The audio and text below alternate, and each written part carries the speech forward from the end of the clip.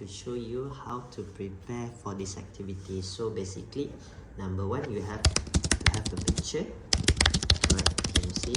Jellyfish, iguana, the tortoise or turtles, and this one lion. So jellyfish J, iguana I, turtles E or tortoise T, then have lion L.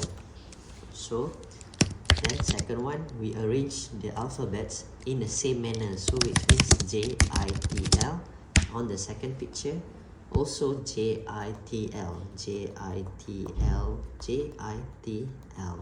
So this is how you prepare the medium. So this is the second one. We can do a lot of practice by using this method also. So only using these 4 alphabets and using the pictures also. So you have to ask them to match it, like tortoise, T to T. Use one example first, and then the next one ask them to do it.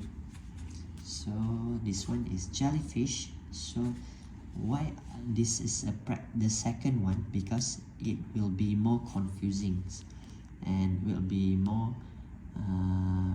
the children can have more understanding if only 4 alphabets, and if he or she can correct 1 alphabet, they will understand this alphabet is for the picture only.